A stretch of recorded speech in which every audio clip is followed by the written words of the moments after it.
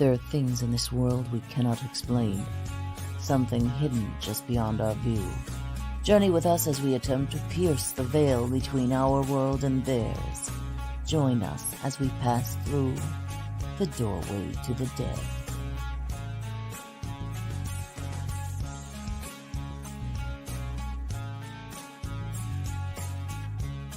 Join us at WLFE-DB.com for upcoming shows and so much more.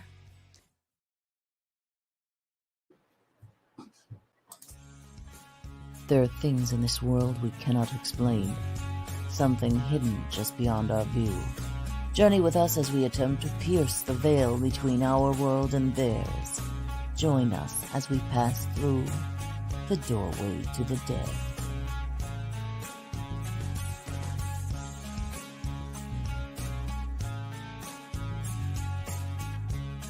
Join us at WLFE-DB.com for upcoming shows and so much more. Welcome in, everyone. It is Sunday evening, January 23rd, 6 p.m., 6:01 actually. I am Dave. This is Jim. We are one half of Keystone State Paranormal Society, and welcome all of you to Doorway to the Dead. Tonight's show is going to be first for us, and it's going to be, I think it's going to be a great show.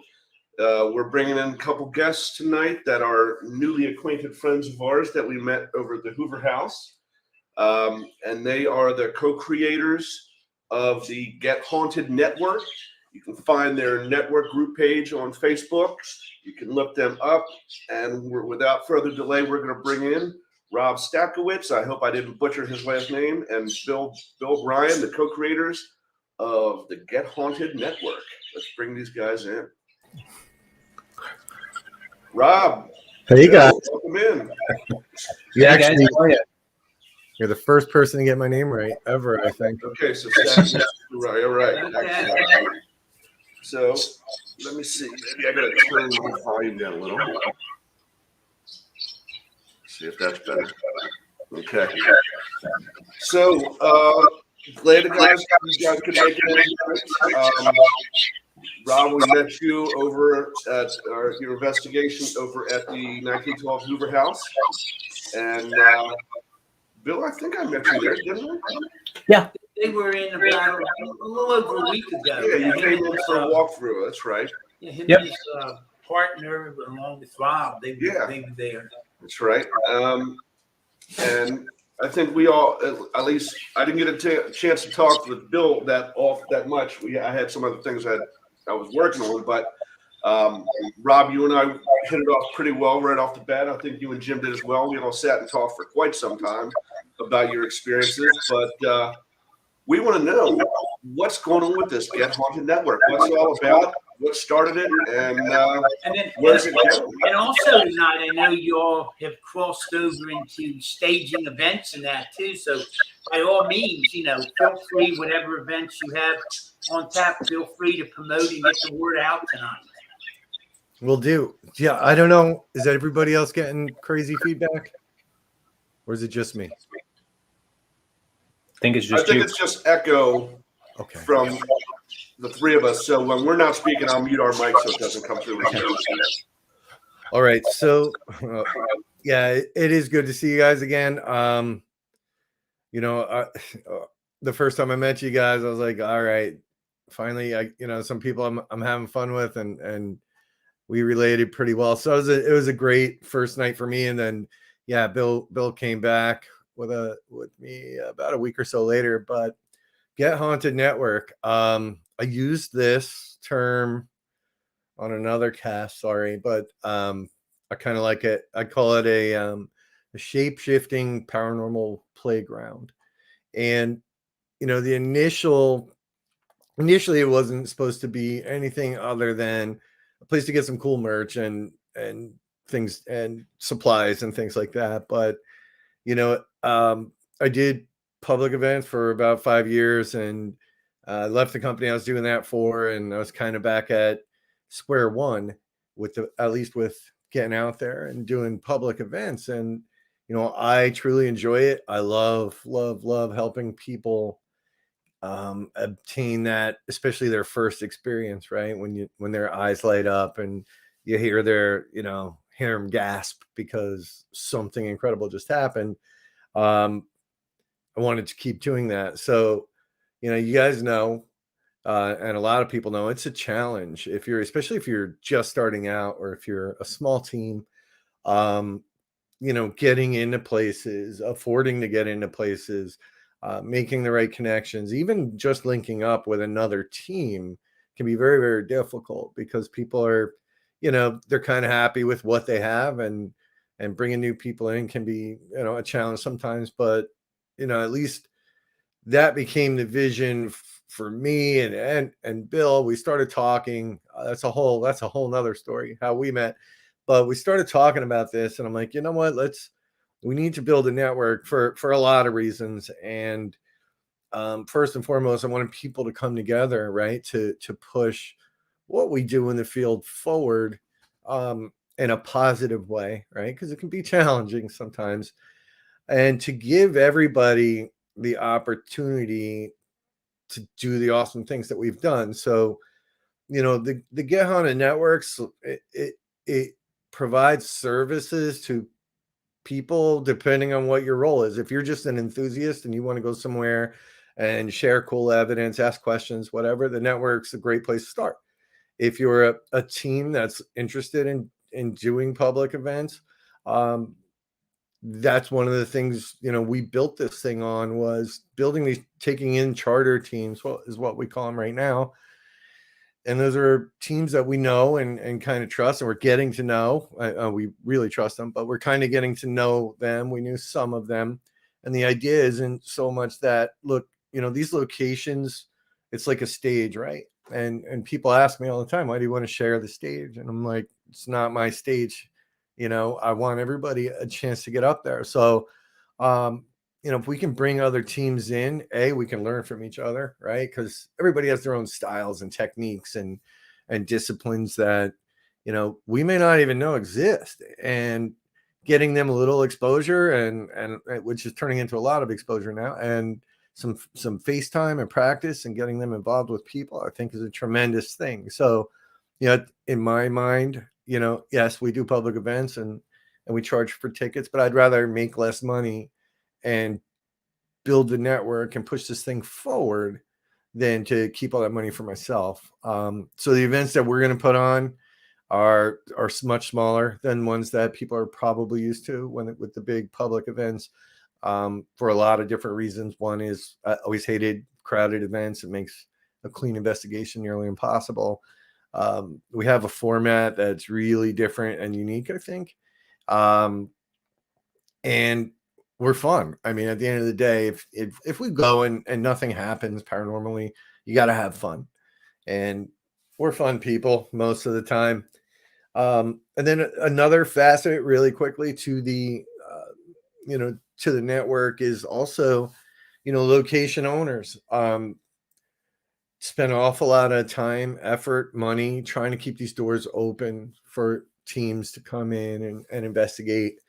And we're finding different ways and working out different ways that we can actually give back to them, whether that's volunteering to help paint the place or sweep out a room, charity events, whatever we can do to help, because they're really the people that make this all even possible.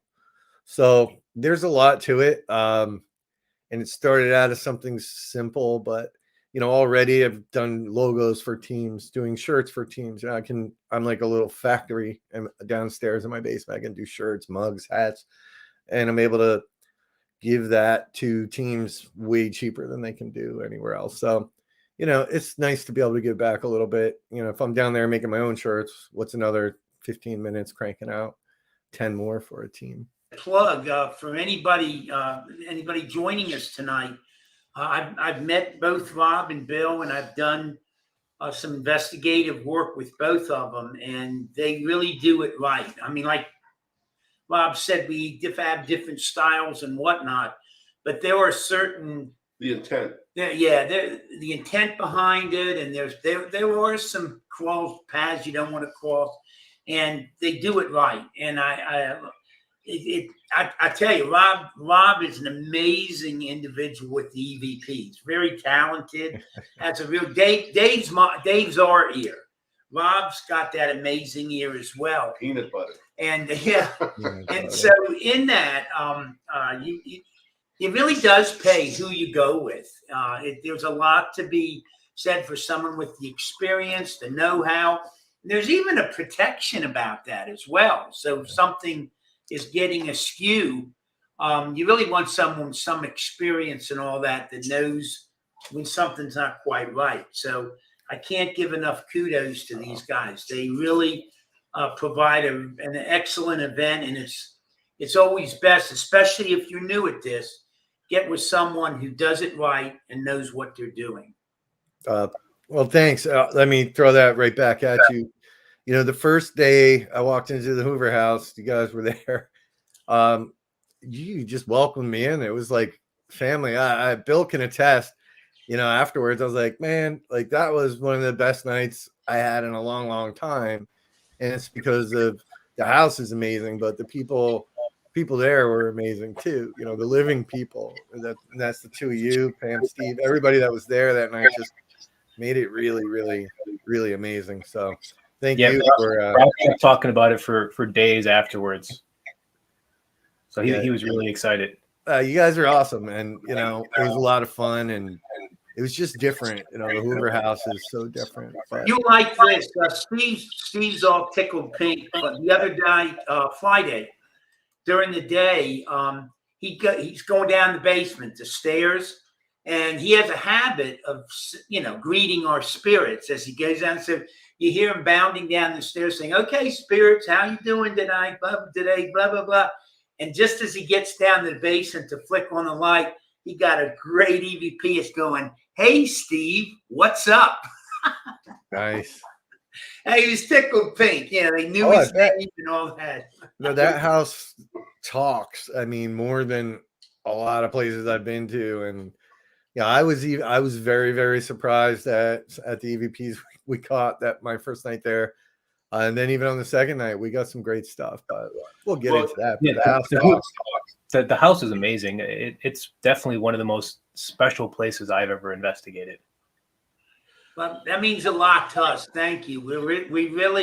We feel very blessed, and believe me when I tell you, we're trying real hard to make sure it stays pristine. If you get where I'm coming from, you know, sort of to keep the less than positive energies away, and the people make it so. Yeah, but you know what was even more special for me? I mean, it was great that you guys got there and you got some good evidence, EVPs and personal experiences, that type of thing. But I think what made it special, at least for me, was knowing what you had gone through, Rob. And we sat and talked at length about where you were coming from, and you know, you weren't even real sure if you wanted to come back, and to trust us to be that first time back, and the security you kind of felt once things got rolling, especially when that guardian angel came through. That to me was more special than any of it, because that means that you took a chance on us and it panned out for the best, and you trust us, and that meant a lot more to me than an EVP. I 100% agree. You know, it was another thing talked to Bill about afterwards. It was, you know, it was all fun until it felt like it wasn't going to be fun for a minute. But you know, you guys were you were all awesome, and it was nothing about the house for anybody that's listening. It was about something I had going on, and yeah, every now and then it would stick its head in, and some people don't. I'll be honest, I didn't really know how to handle it at that point. I thought I did, but yeah, when it finally popped back in, I was like, whoa, that was pretty strong. But you guys were tremendously helpful, and you know, everything about that night, you know, even ending up there, because honestly, Christina invited me from East Coast Paranormal, and yeah, I was just expecting an investigation, right? I didn't do any research on the Hoover House just because I wanted to go in kind of blind.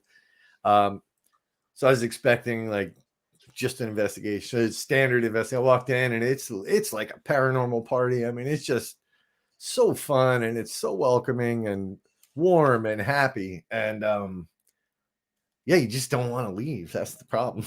Like that. I wait another month. My sister Jennifer and her husband Bob, who you got to meet, they're listening tonight, and they just wanted me to tell you hello. They were just riveted the other week with your stories and with your experience. Awesome. Hi guys. I really, your sister is just she's a riot. I had so much fun talking to her. Yeah, everybody there the night that the two of us were there was fantastic. Like, we had such a good time, and it's kind of crazy leading up to Rob being invited there the first time. Back in August, me and my fiance we were at the in Pine Bush, New York, at their UFO festival, and we ran into a paranormal team. We were talking. We mentioned Gettysburg, and they said, "Oh, you got to go stay at the Hoover House. The place is amazing." And we're like, "Oh, okay. We'll keep that in mind." So put a note in my fiance put a note in her phone, and then we completely forgot about it. And months go by, and it was early December, and it just randomly just opened on her phone to that note saying that Hoover House. So we looked into it, and we're like, okay, this place seems cool, and we love Gettysburg, so maybe we can work something out here with Get Haunted. So I was actually drafting an email to Steve and Pam to see if they'd be open to having us come down and all this. And then Rob calls me and says, "Hey, I just got invited to the Hoover House." Like, you gotta be kidding me. See? Yes, we're used to that kind of stuff happening. Yes. Well, what was the one we had? A couple guests that were staying there, just bed and breakfast guests. They weren't even paranormal enthusiasts or anything. And they happen to be staying there the same night, and they come down for breakfast the next morning, and the one guy is with his wife and the other woman is with her husband, but this guy and that woman just kept looking at each other, and out of nowhere he's like, "I know you. I took you to my senior proms." Like, what are the odds of stuff like that, Wow, that's awesome. Yeah, I think they haven't seen each other since their high school days. They were living up in Jersey or something. So Pam's going, "Oh, it's Kismet." That's great. Yeah, no, it's a fantastic place. Even even if it wasn't haunted, it's an amazing building and structure, but it's pretty freaking haunted. That's for sure. Yep. So one of the other things I should say, not we, Jim and Steve are in the process of doing is they have the lease on the toll house, the old toll house, and the log cabin behind it. And the toll house, Steve is going to turn into Gettysburg Ghost Exchange #2. And out of the log cabin, they've purchased a short bus, and they're going to be doing haunted tours and historical tours for the town of Waynesboro. And now I know we have the movie theater we're in talks with. Right. What are the other buildings in town that we have talks with trying to get public investigation? Well, first off, the first good news is we passed the first hurdle. They had their meeting, the town did, and they passed the measure to rezone it. So that's, they had told us up front, but until they actually do it, you're never quite sure. So then they have to formalize it, and then by the end of March, sometime in March, we'll have access to both of those buildings, and they'll be open for investigations and part of the Hoover House. So that'll be pretty nice. And then we also, by then, hopefully we'll have the public library open for public investigations. This, I don't know if it's Friday or Saturday, we're back to the James and Jess Antique Store in Waynesboro doing another investigation. That's always been interesting. And also the candy store in town. Oh, okay. Is the original owner, really neat Greek lady. Well, she's still there. And they've got her original chair and where she used to sit. So it'll be interesting. I fully expect to be able to pick her up on some EVPs, Awesome. And see, Yeah. and much like you guys, that's one of the things we're trying to do is, as much as we love Gettysburg, I don't know a better phrase to use, and it's going to sound kind of harsh, but it's kind of played out. Like everybody goes, there's what, like 13 different ghost walks you can do.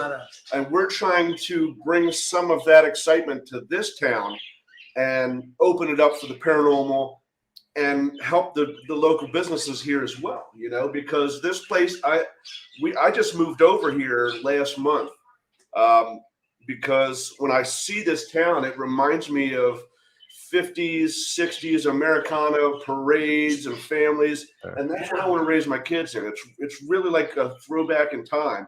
And if we can open up to some of these places like this and help them line their pockets and make their businesses a success, even better, you know, and that's much like you guys are trying to do with your stuff. Yeah, everybody wins, and that's beautiful thing, you know, and you know, diners and even the gas stations, everybody wins when you start bringing tourism into a place or tours. It's a beautiful thing, and it's a beautiful town. Like we were driving through it, it was amazing. Friday, we were in the orphanage, the Gettysburg orphanage. Nam had a group, you know, and they were running late. There was a group of older ladies, and they were coming down Fort. They're up in the Montours, Williamsport area, Pennsylvania. And so they got there late. We had already set up. It was Dave, myself, Pam, Steve, and my granddaughter. And we were in the basement with the table. And Steve and I had hooked into some little girl, and she was attracted to Steve and wanting to come over to the Hoover house. So we were just contacting her when the group arrives. And so they come bounding down the basement stairs with a little girl. She's gone. And almost immediately you could feel there was another spirit, a much stronger spirit present. And right away they're starting to spell, and it's a woman's spirit, and she spells out her name, Regina. And the lady with the group that had just come in, she's like, oh my God. And I said, what's that? And Regina was her son's girlfriend, who they had a child together, a daughter, and she OD'd at 18 years of age. And she come through. It's been a number of years, because I think the little girl's like 11 now, beautiful little girl.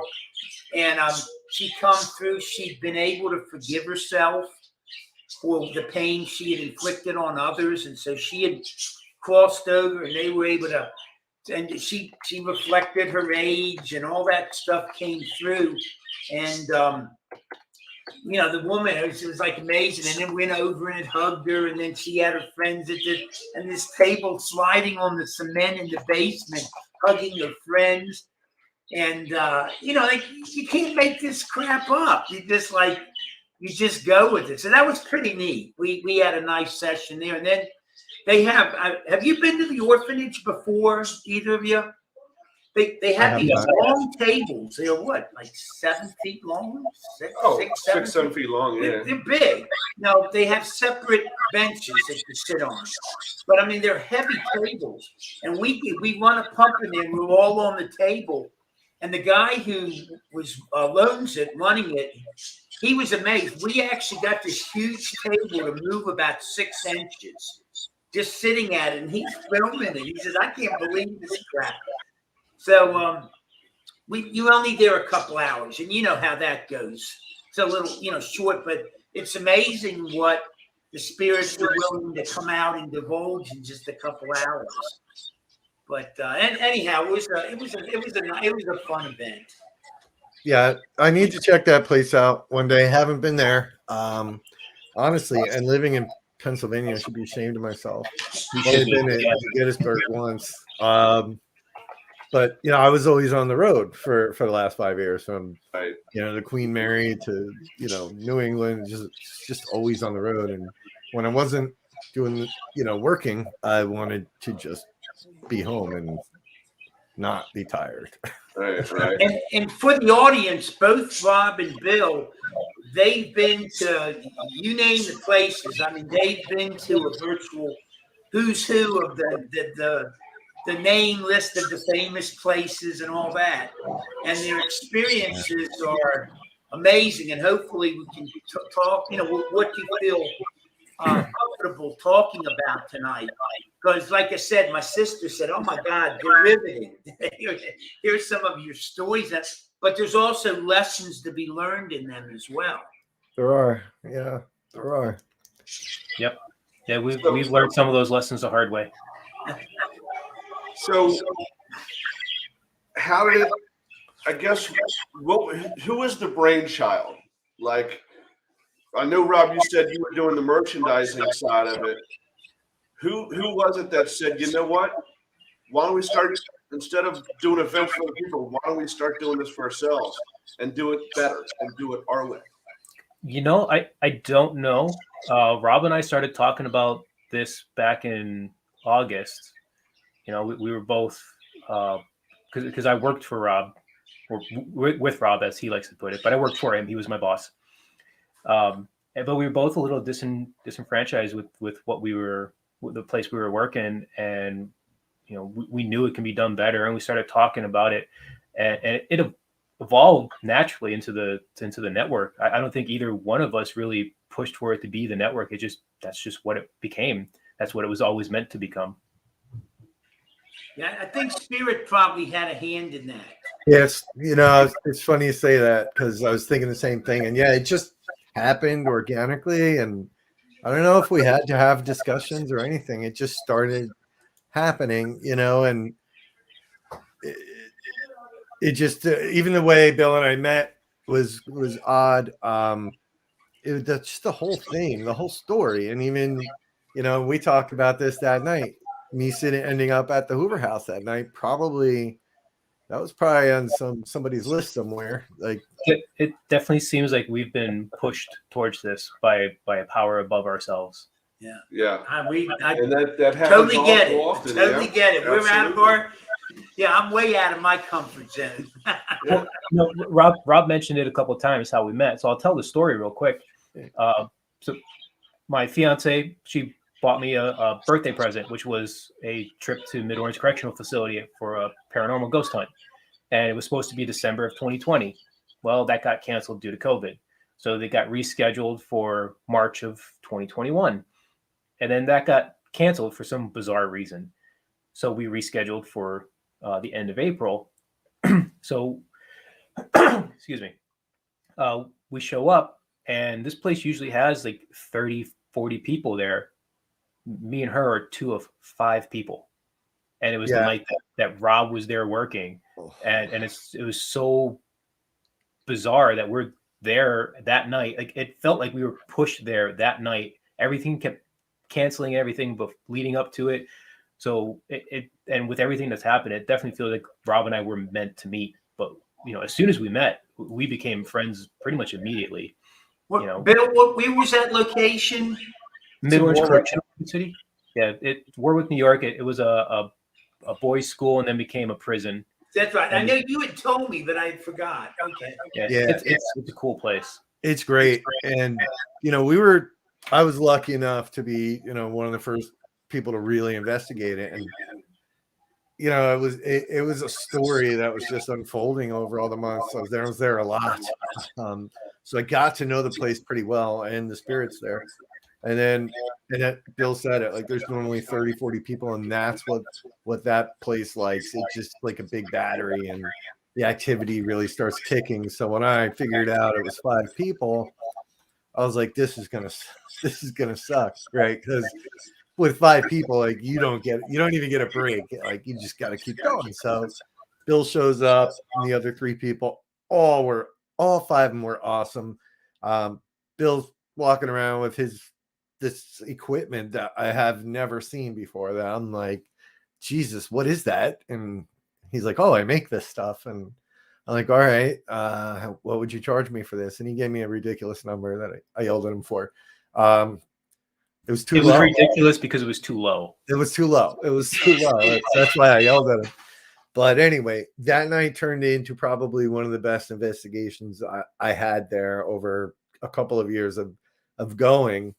Bill's really great at focusing, and like, he's got his camera, and I'm all over the place. So I see this figure walking through through this room. They're in the hallway. I'm standing in a room across the hallway. I see this shadow figure walking.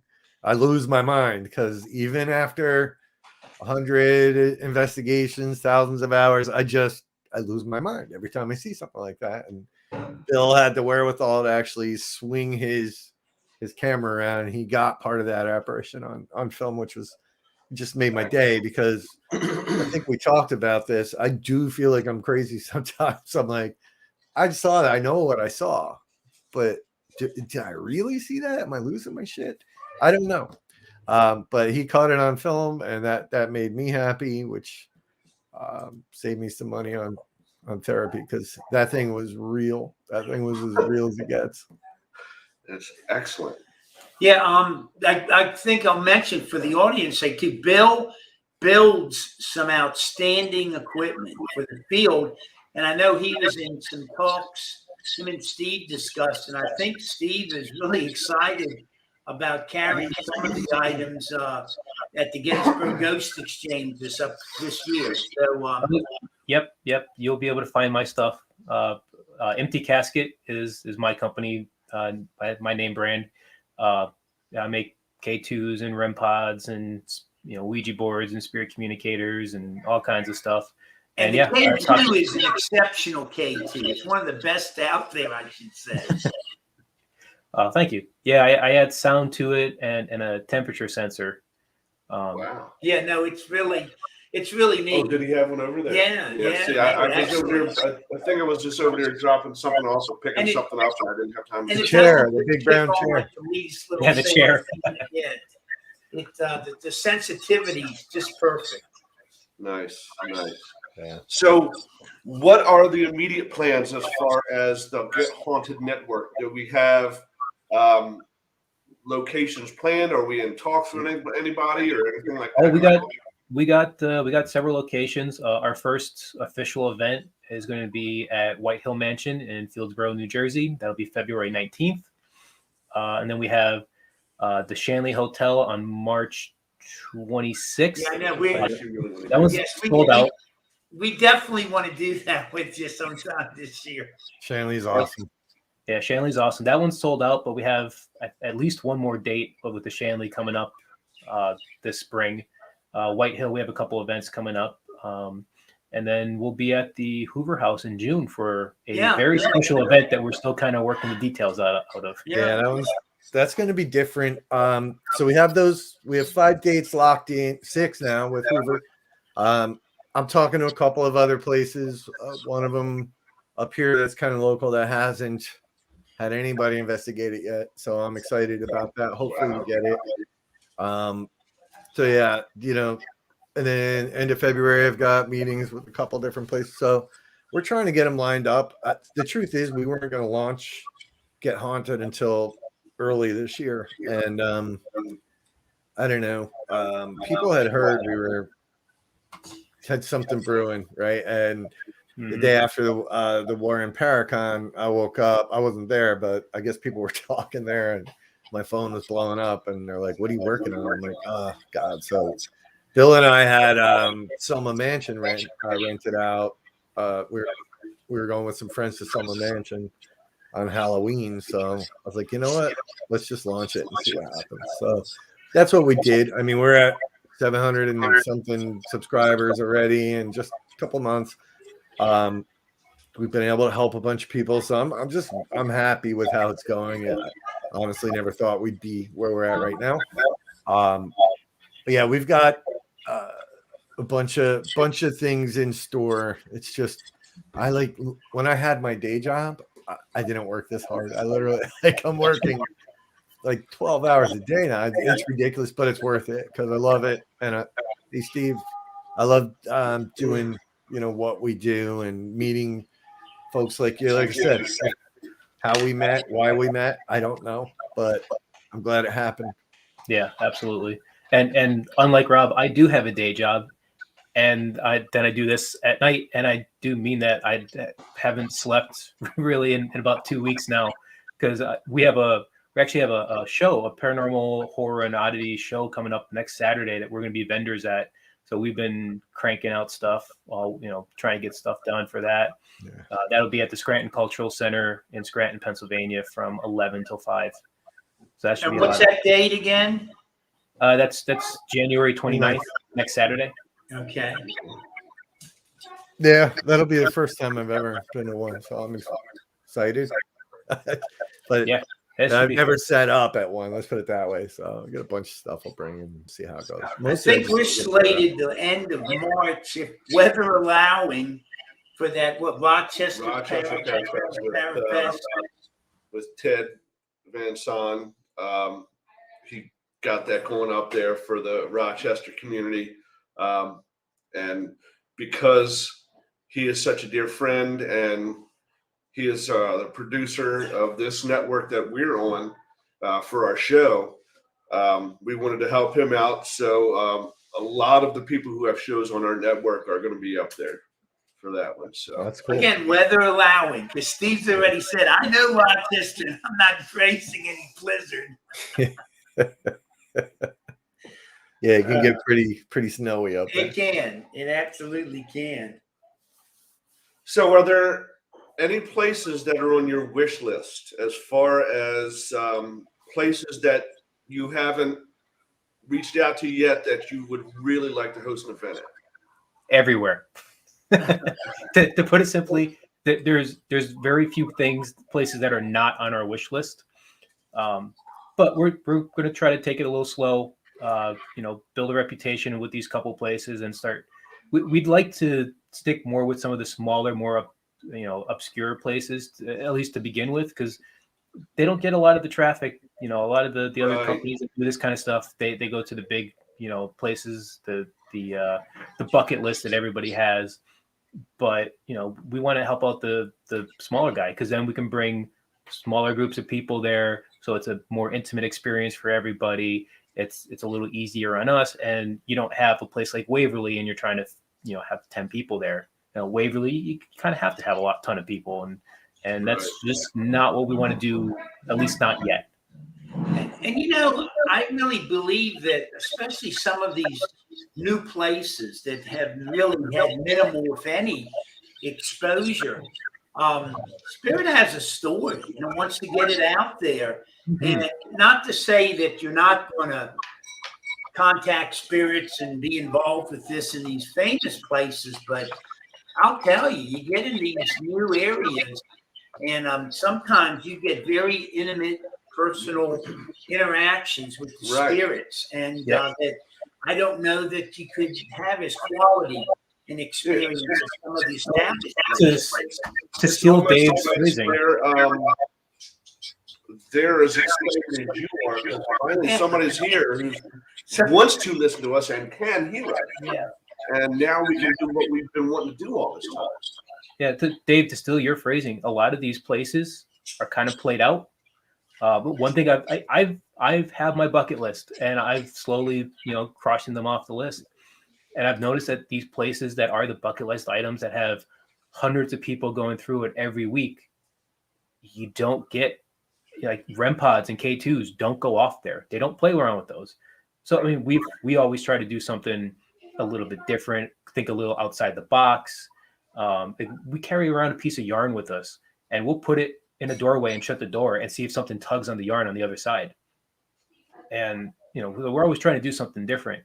But a lot of these smaller places, the places that don't get a lot of traffic, you get a lot more really cool evidence for the exact reason you mentioned, that they're not really, they don't get to talk to many people very often. So they get really excited when you get that opportunity.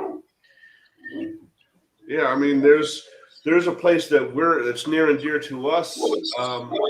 It's about 4 hours from us, called Kane, Pennsylvania, and the big hotel up there is this ancient place called the Kane Manor, and we've been blessed to have been invited 3 times, right? Mm-hmm. I didn't make it the one time, Right. but so I've only done it twice. But this place is fantastic. We've had some stuff there that we have never seen before or since. In the basement of this place used to be a gentleman's only club. And I don't mean like strippers, but I mean like a men's club. Women weren't allowed unless they were there to entertain a male guest. And while Jim and the rest of the group that was there were out kind of seeing the sights in the town and hearing the history of the town. And this was the afternoon. It was middle of the afternoon. I stayed there and was doing a live feed on Facebook from that basement area. And the first thing that came across the Fazal box was a man saying, "Let's have a drink." Well, this used to be a bar type thing. So sure, pour one down, you know. And then the next thing was a female that said, "You're cute." And, you know, as the tech guy who's always behind the camera, I'm like, finally, I get a little appreciation here. Well, it wound up, she followed me everywhere that night. When I was in the room with them in that same room investigating that evening, she was there. When I moved to a different room, she followed me and stopped coming across on their Fazal box. And then the building that's adjacent to it across the street is owned by the same people. It's called the Longhorn, and they have some rooms over there you can stay in as well. And that's where my room was. And she followed me over there, and we did a live session over there, and we have it on 4K camera and a live feed of her talking on the Fazal box and setting off REM pods in the room and basically telling Jim and all them to get out. She wanted to be alone with me. So we were like, well, we're going to have to change this from Paranormal X. Yeah. So I went up sleeping that night with the 4K on me and night vision all night just to see. And there's a couple times I was dead ass asleep and them REM pods started going off, man. I mean, she was hanging out with me for a while. Stuff like that I'd never seen, but nobody's ever heard of these places, you know. And we have a dear friend that lives right up there, right in the heart of town. And she did all the setup and talked to everybody and got it all set up. And the very first time we did it was Jim and I and our psychic medium Haley. Dan Claes was there from the Hinsdale House. It's a good group of people, you know. And we had some really interesting, fantastic stuff. So I can understand what you're saying, and I completely agree with you. These smaller places, they don't get the foot traffic. So that quote unquote, that psychic battery hasn't been used up as much. It's still supercharged and ready to go, you know? Yeah. So let me ask you, because your story reminded me of a story that happened to me. So have you guys been to the Shanley Hotel yet? No, not yet. Oh gosh. No, not yet. All right. So yeah, you gotta come. Similar kind of thing there. You know, there's a brothel area there, and yeah, I had one. She liked me. It was weird. It was one of the weirdest things ever, and a lot of people were there. But yeah, I'll save the story for when we're hanging out there. But it is it's a fantastic place. But yeah, I love the quieter places. Yeah, that's a great question. Now I don't know if you one of our very loyal viewers, Colette, she was asking, have you ever investigated any place that's really scary? Yeah, that's what I just put. Yeah, and I know you personally, Rob, have had quite the experience. I don't know if you really want to reveal about the place or you know, or just touch base on that without. Yeah, I can skim across it. It really is a fascinating story. It is when you're listening to it. Yes. But it's also warning to others that this is not a joke. Yeah, you're not going out to go and have someone jump out and scare you. This is serious. Yeah, thing. no. You need your faculties about it when you're involved with this. So yeah, to answer that question, yeah, there's two places that scared me. Both had me take a break from the Conjuring, from paranormal investigation for a little while. One was Old Montana Prison in Deer Lodge, Montana, and the other was the Conjuring House up in Rhode Island. So, you know, Old Montana is an old territorial prison out in the middle of nowhere. and there's just something about that place that is foreboding. Like you know when you go there that you're like, this is gonna be a tough night.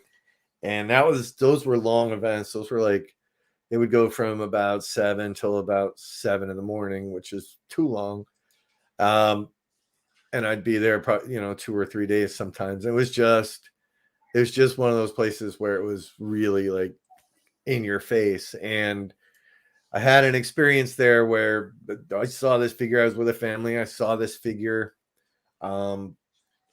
We kind of followed it, and I ended up losing time there. And I spent what I thought was 5 minutes turned into me standing alone in a room with 2 people that I thought were real in the chapel for almost an hour. And I don't know what happened to me. I don't know where I was. I don't know anything about what occurred during that time, but that rattled me pretty seriously. Like it scared me. And they do have a dog there that's like my best friend all the time, was my best friend all the time. And once I went back up to the gift shop, that dog wanted nothing to do with me. They couldn't bribe it to come near me, nothing. So when animals start reacting, like, these things can be sticky sometimes. It's the truth. Like when you're playing in this world, there's a little bit of a gamble that you're taking, that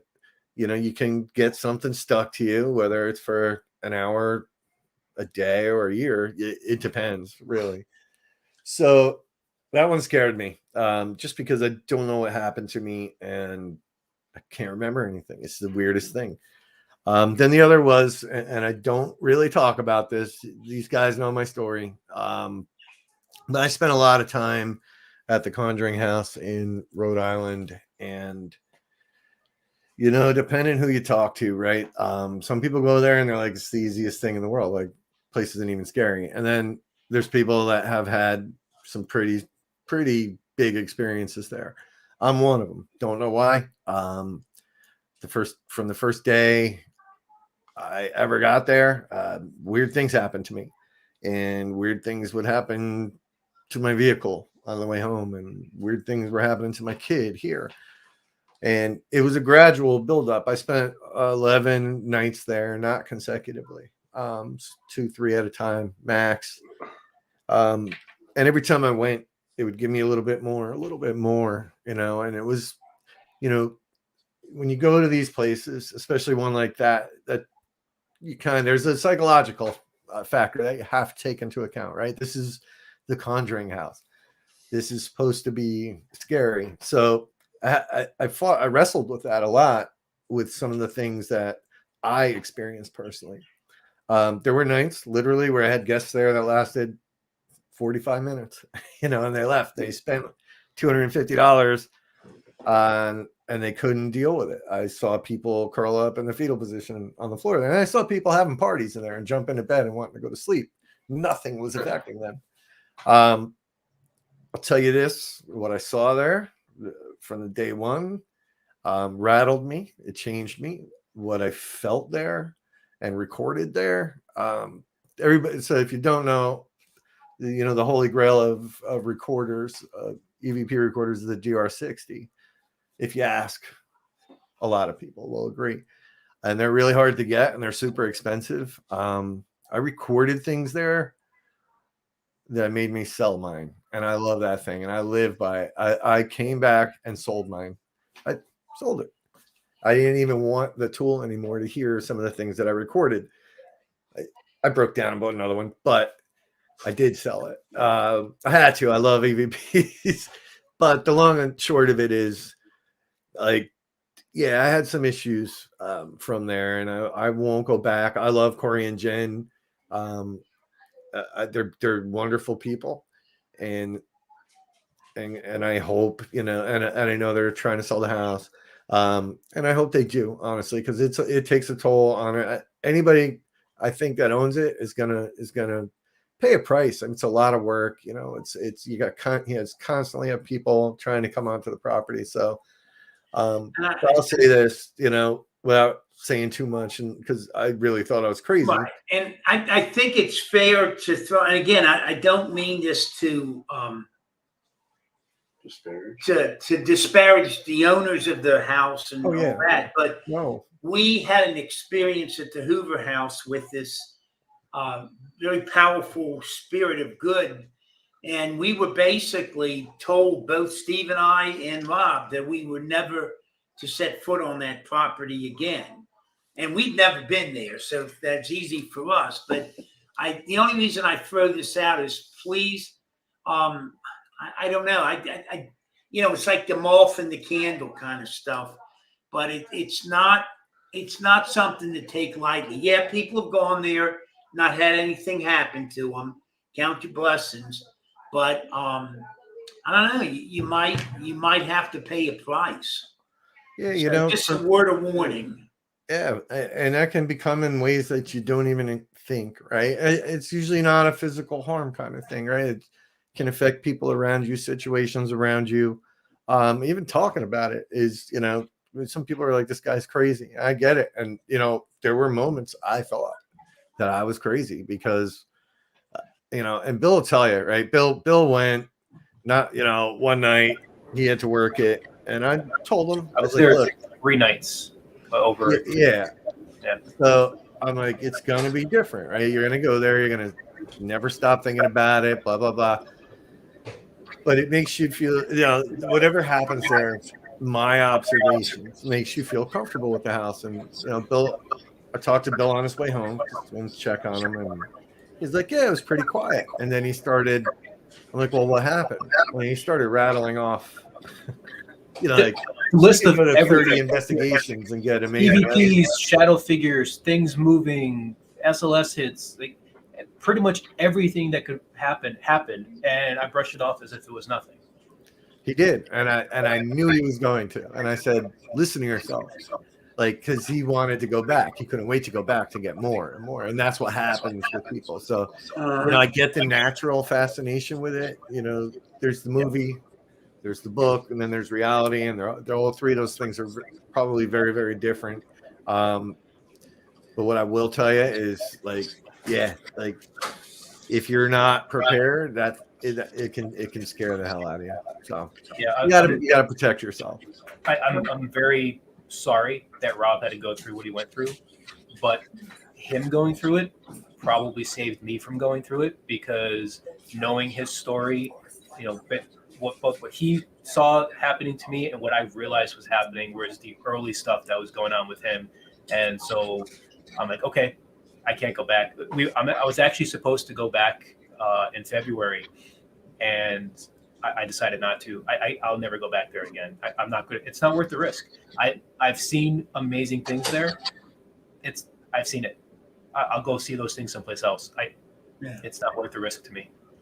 Is it, Bill? Is there some other place that I know you're all partial to the Shanley because you told me a lot of really neat experiences, but is there another place that's sort of really special to you on any kind of basis? So my favorites are Mid-Orange Correctional Facility. I've been there a handful of times, and every time it's a good time. You don't always get tons of evidence, but what you get is really good. And where is that located? That's Warwick, New York. Okay. The Shanley is a very close second. The last time Rob and I were there, we went there with some friends, and we had some really weird stuff happen. Both Rob and I saw shadow figures and mists and stuff moving through on the 3rd floor. He mentioned that his little interaction with one of the ladies of the evening. Well, there's 2 ladies of the evening there, and I had an interaction with the other one. You got 2. although mine was not as fun. I definitely got to go now. Take a shower next time, Dave. The Shanley's a lot of fun. But then locally, to me, my favorite place locally is the Scranton Cultural Center. It's a Masonic temple and theater and all that. And we have a local group here that does ghost tours in a lot of the, in our valley. And they do a great job. And with them, I've gone a few times to the Scranton Cultural Center, and that place is just incredible. Again, it's not a ton of evidence, but what you get is really mind blowing. I've heard from a number of different groups in locations around the country that have done investigations at local Masonic meeting halls and stuff.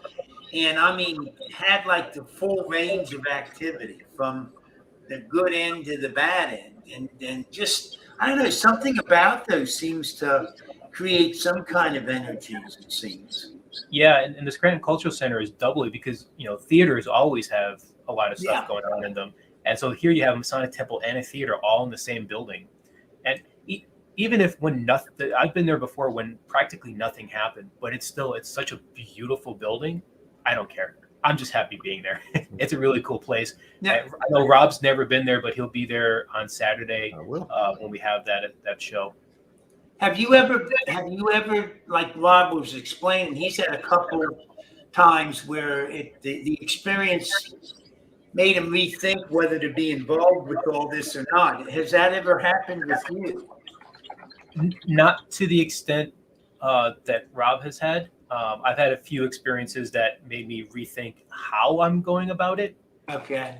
And I've had a few scary experiences that, like, just in the moment scared the hell out of me. I was at an old prison in Altoona, PA. I was leading a group, and we were on the chapel on the property, and so everybody's sitting down in the pews. I'm standing up front explaining, you know, what we're going to be doing, what equipment we're using, and all. And throughout the night, I had been seeing shadow figures in the front of the church, and people had kept seeing things behind me. And to my second group, I stupidly said, you know, I really wish they would stop standing behind me and they would stand someplace where I can see them, because it was a recurring thing that any place I went, people would see things behind me.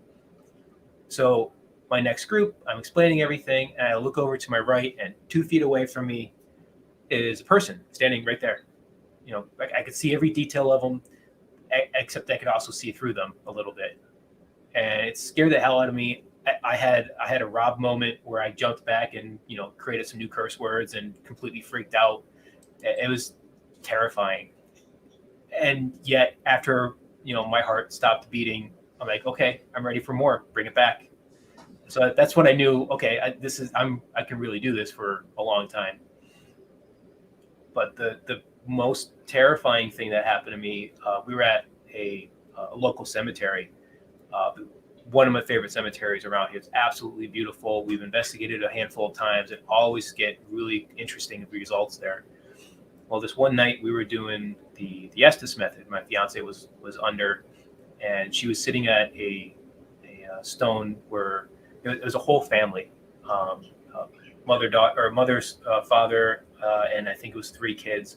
They all died tragically in a theater fire. So we made contact with them, and we were getting a lot of very pertinent information. It was one of the best Estes methods that we ever had. And then everything changed. Like the whole, like the feeling and everything just kind of changed. And Tanya, my fiance, says, we are the advocates. We've been watching you, and we'll bring you up. What the hell is this? And so my first thought was alien. So I'm looking up in the sky, expecting to see something go through the sky or whatever. You know, we didn't get anything else for another minute or two. I'm like, okay, we're going to call it. I go over, and as I'm walking over to her to pull her out, she goes, they keep showing me a lake. They're showing me a lake. So I touch her shoulder. She pulls the blindfold off. She's crying. I said, what's the matter? She goes, I just saw a goddamn gray. What do you mean you saw a gray? She opened up her eyes under the mask, and so she sees nothing but darkness. But out of the darkness, a gray, as it like the aliens that you see in like X-Files and stuff, stepped out, and that's what said, "We are the advocates. We've been watching you. We'll bring you up." And then in her head, she kept saying, "Well, show me the coordinates," and it started flashing this picture of a lake to her. And it wasn't until about a week later that we were actually looking for the lake. And earlier, I was re-listening to the session, and at one point, just randomly, she said Erie. So I'm like, okay, well, I'm going to search for pictures of Lake Erie. The second picture she pointed at and said, that's the lake they showed me. And But what was really scary about all that was I've been terrified of aliens since I was a little kid. That night we were both heading to my house in separate cars, and there's an area where we passed a lake and we lose cell service around that lake. So we were on the phone the whole time because we were both terrified. And then we were both passing this lake, just, it was difficult to drive past that without completely freaking out.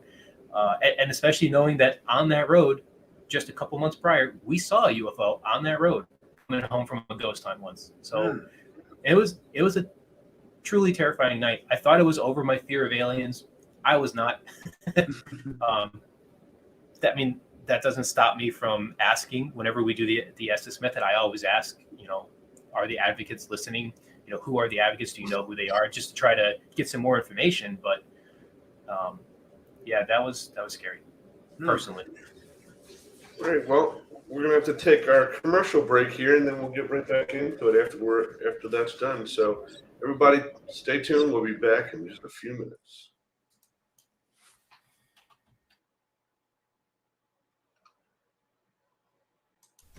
WLFE Digital Network is now on digital television. If you're into ghosts, Bigfoot, UFOs, and the creepy, then WLFE has a TV channel for you, Paranormal View. Watch all of your favorite WLFE video talk shows on one channel. Shows like Paratalk Radio, Step Into the Paranormal, Skeptical Help Bar, The Creepy Parlor, and more. Looking for something else? Do you support the LGBTQ plus community? WLFE has brought all of their LGBTQ shows like Inside the Drag Closet, Everything Yet Nothing, Across the Pond, and Rainbow Soul all into one place. A new TV channel called LGBTQ Friends. The third channel is Variety Unlimited. Here you'll find a wide variety of talk shows you know and love, like Just Cindy, Card Pulls and Coffee, Real Talk with Dom, The Bipolar DMs, Meet the Author, and Movie Review 5. The best part of watching these shows is that they're all available to watch at one location, one website, WLFE-DB.com.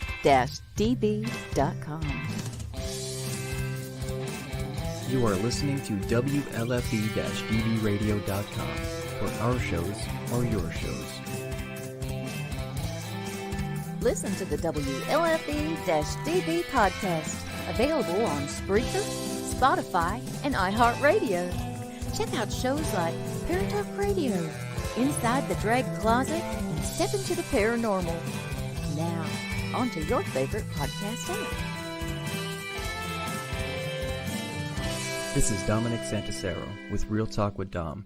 You are listening to WLFE-DBradio.com, where our shows are your shows. Hey guys and dolls, this is Casey DeVille, the better half of DeVille Inc., Baltimore, Maryland. If you're ever in Baltimore, stop in and see me and Tony. Invisible Bree, 5920 Eastern Avenue, Baltimore, Maryland, 21224. Give us a call if you're in the area at 410-400-9641, or look us up on the web at DeVilleInc.com. DeVille Inc., where we specialize in you.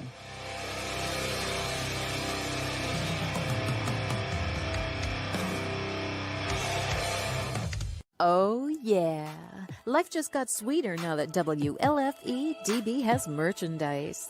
Show your support by purchasing your t-shirts for WLFE, Paratalk Radio, Inside the Drag Closet, and more.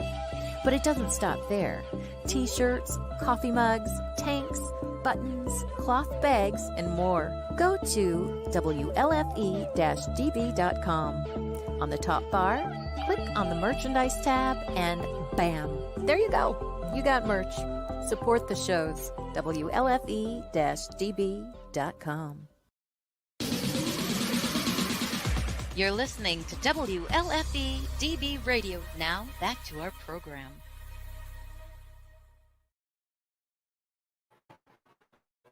And we're back. You about that, or No. I know Bill and I were talking. Bill does radio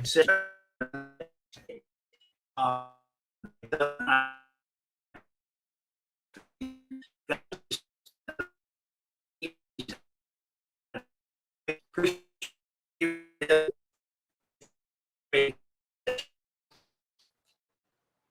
you tell him about Yeah.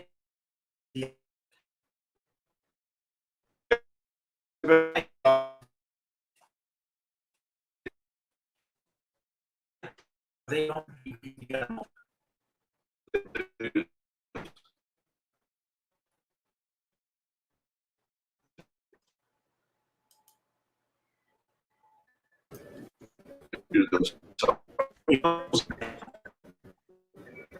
Did Jim tell you?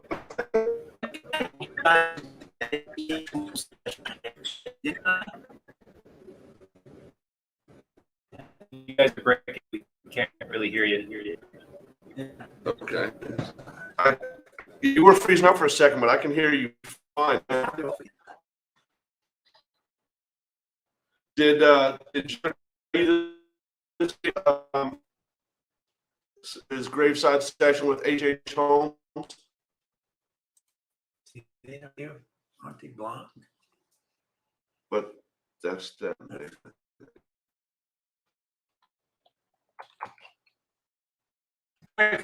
Some technical Bob's on now. Can you hear us, Bob? Now he's off. I hear you guys now. Okay. Okay. Excellent. It's been flipping on and off for some reason. We're having some technical issues. You can hear us now? It happens. Can hear you now. When I can't, I'm gonna go like this. Okay, now we'll We should be good now. little technical.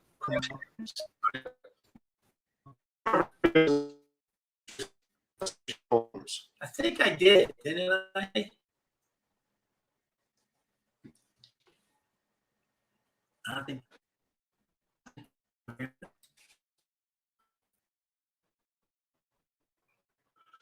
Okay, well, here, let's try and I'll bring it back in. Okay, we're gonna.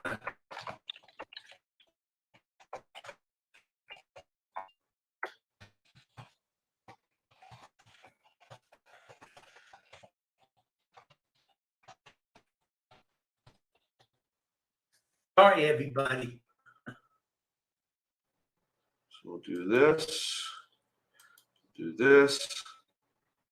We'll bring them back. See if that.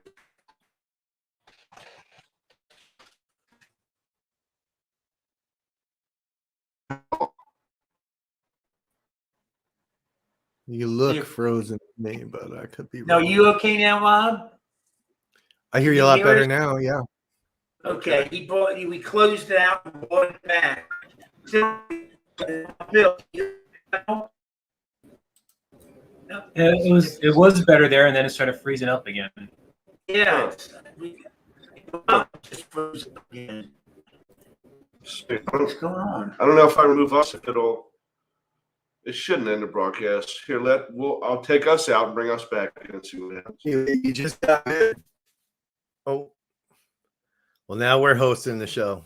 Hey, everybody. Okay, how's that? Is that better? We'll see. Is that any better? Did that help out? Definitely. It seems better. Okay. Huh. That's weird. That's weird. Totally You know flat, what? Yes.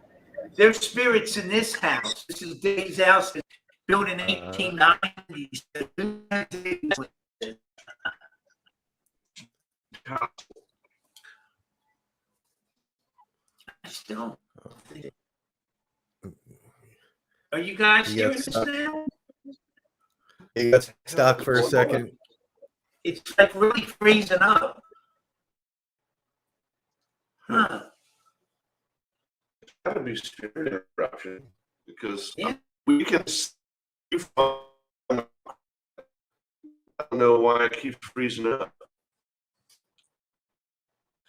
Let's try this again.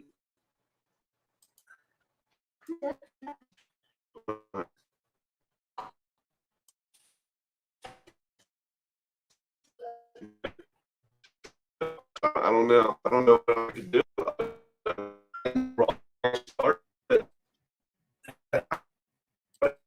take some time.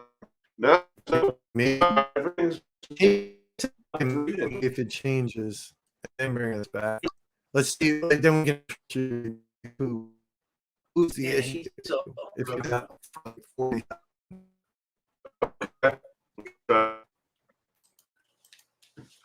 Okay, so we'll try and leave them out for a minute or two and see if that alleviates the issue.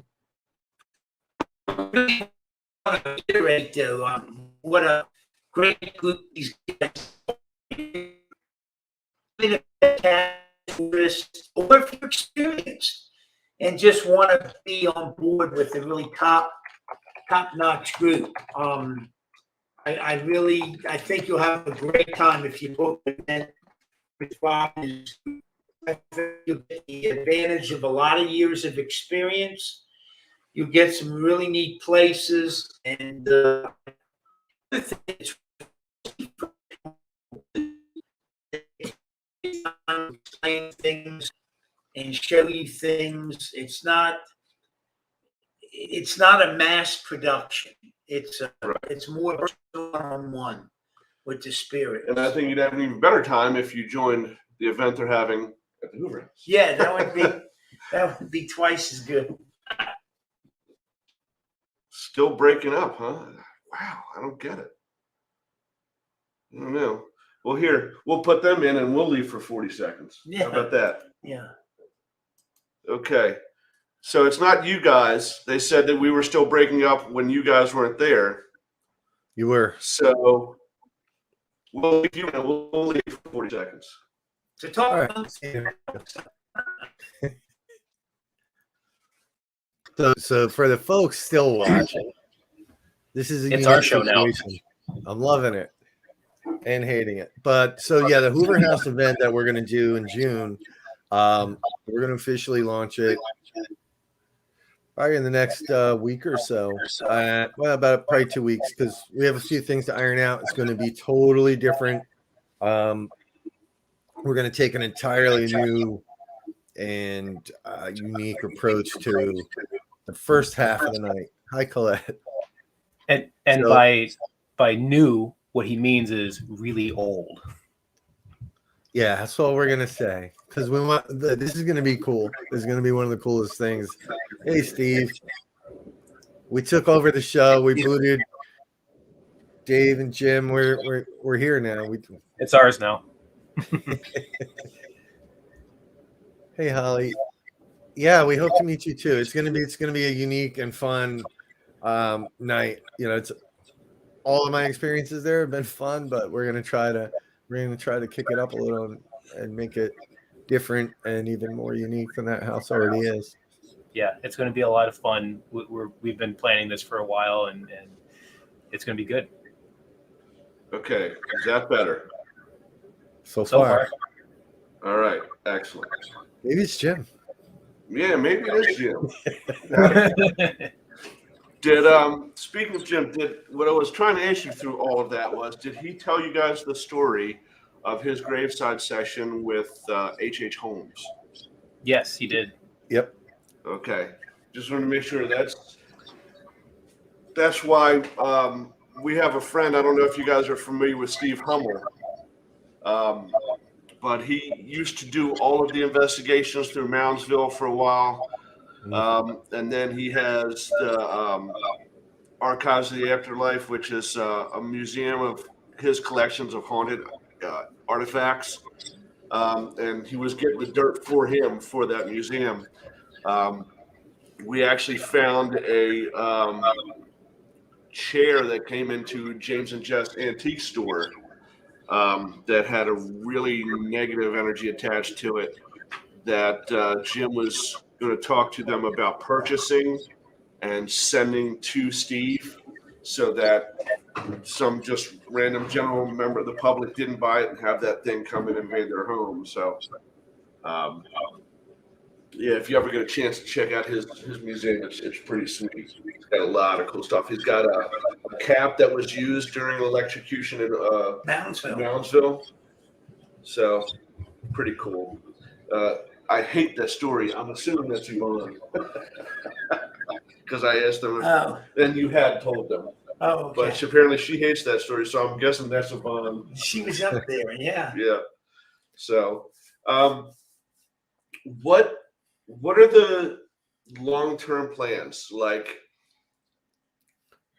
to get as many places? I'm spitballing here, but I'm guessing Yeah. get as many places as possible, but still keep them small, intimate groups where you can have more of that personal interaction with, as opposed to 2 guides and 70 people. You know Yeah, what I mean?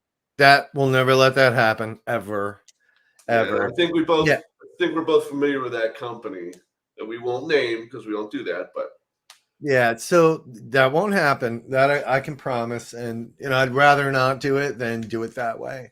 right, But yeah, so right now, we have kind of the Northeast covered in terms of we have us. There's what we call the core, which is Bill, Tanya, myself, and about 6 other people that could handle events pretty much anywhere, right? Plus, we have a bunch of different charter teams, right? Paranormal New England. We have Silence Paranormal, who hopefully you guys get to meet one day. They're a group of deaf women, and I can't imagine it. oh, I have Yeah, heard of them. yeah. They're so amazing, and they're just beautiful people. And watching them investigate it scares me, right? Because I wear hearing aids, and I depend on my hearing to make Right. me feel safe. I don't know how they investigate without being able to hear. It's got to be kind of creepy, right? I would think. I don't know. I know when my hearing aids die on events, I'm done. I'm like, okay, going back to the car, no more. But we have Silence Paranormal, we have Paranormal New England, East Coast Paranormal, who you guys know well. We got a bunch of teams that are ready to get going. So, at least in the Northeast, we're covered right now. And then we're going to try creeping south and west and see what happens, right? And, down the road, there's a couple things, right? We have the insurance that a lot of places require. That's important. The charter teams need to, follow kind of our standards. We have standards for things, right? And we'll always be there with them to help. And it's why the charter teams are who they are right now. They're great people. They know how to investigate, and more importantly, it's customer experience. And I like to tell people that we sell an experience and not a ghost hunting ticket, right? Because there's a big difference in those two things. An experience is everything, right? From how you're treated from the minute you walk in to, what you go home with and how you go home. If you leave there angry or annoyed about something, somebody dropped the ball, and we won't let that happen. So, if you're sitting in a room with 40 people when there should be 10, that's a problem as well. So none of those things are going to happen. At least not on our watch, right? It's just not. So I think I said it earlier, I'd rather do less places and make less money than do some of them. Now, do we want to do some big ones? Yeah. I don't know if you guys have ever been to like Missouri State Penitentiary. It's oh my God, this place is magic. Like, oh my God. So, but you can have 150 people there and never see each other. Yeah. It's that big. You'd have to have like 10 groups, but that's fine. That's a beautiful one. And, you can pull that off at Moundsville too, with a decent amount of people. That's another scary place. I forgot about that. Moundsville got me scared one night. Yeah, we've been there a couple times. We've had some equipment that busted, has been broken and it's irreplaceable. Like they don't make them anymore. We could fix it. Was talk to that guy on my screen. He's below me. I'll try to help. I gave the one piece to Steve because he'd asked the ball. Yeah, where it got shattered. Yeah. But yeah, so long-term plans, I want to get more and more, hopefully we can get more and more charter teams involved, and again, get everybody out there, working side by side, grow the network group page. Another part of that we didn't even talk about, right, is we're trying to build a directory of skill sets. there's 700 people in there right now. There's accountants, there's designers, there's videographers, there's all kinds of different people. And you guys know as well as we do, like, you might need somebody with that skill set, and you can maybe find that person inside of the network to give you a hand. That's a really good idea. It really is. That's a great idea. And Jim and I have been talking for years about, everybody talks about Paraunity, but having like almost like a yellow pages of paranormal teams, because there's so many private residences that people need help and they don't know who to turn to. So if we happen to be where someone's watching a show and they live in, I don't know, Burbank, California, well, maybe we've got this directorate and we've got somebody that we've made contact with that lives close to you. And here's who you call. We trust them, and they're going to take care of you. And they're not going to come in and make a big media production, but they're going to come in to help you. Something like that. We got that years ago. Beyond that, Dr. David. Beyond even doing that, like, if you want to start, a podcast, for instance, but you don't really know where to get started on it. Yeah. We have podcasters that you can go talk to and get some pointers. If you want to do a YouTube channel, you can go on and ask some of the YouTube guys, what camera should I get? How can I get started on this? If you need a logo made, there's people in the group that have a background in graphic design or just a hobby of graphic design and can help with that. So not that you're not busy enough, but that's one thing we want to try. I don't know, if not this year, certainly next year.